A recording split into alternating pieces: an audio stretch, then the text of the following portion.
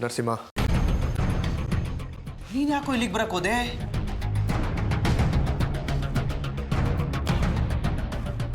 ನೀವು ತಲೆ ಕೆಟ್ಟಿದೆಯಾ ನಿನಗೆ?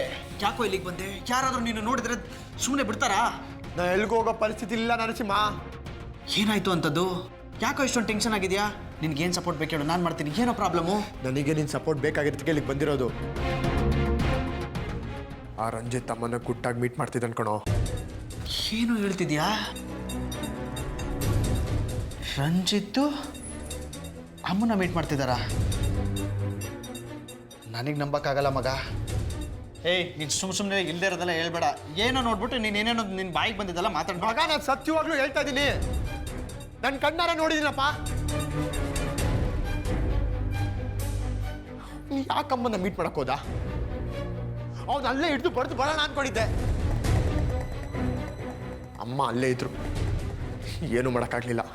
ಸರಿ ಕಣ, ನೀನು ಹೇಳೋ ಸತ್ಯ ಆಗಿದ್ರೆ ಅದೇನು ಬೇಕು ಕೇಳು, ಪ್ರಾಣ ಬೇಕಾದರೂ ಕೊಡ್ತೀನಿ. ಮೊದಲು ಆ ರಂಜಿತ್ ಅಮ್ಮನ ಯಾಕೆ ಮೀಟ್ ಮಾಡ್ದ, ಅದರಿಂದ ಒಂದು ಏನು ಪ್ಲಾನ್ ಅಂತ ನಾವು ಕಂಡುಹಿಡಿಬೇಕು. ಅಷ್ಟೇ ತಾನೇ. ಓನ್ಲಿ 2 days ಟೈಮ್ ಕೊಡು. ಅವನು ಎಲ್ಲಿರ್ತಾನೆ, ಎಲ್ಲಿ ಹೋಗ್ತಾನೆ, ಏನು ಮಾಡ್ತಾನೆ ಎಲ್ಲ ಕಂಡುಹಿಡಿತೀನಿ. ದಡ್ಡನ್ ಥರ ಮಾತಾಡಬೇಡ ಮಗ.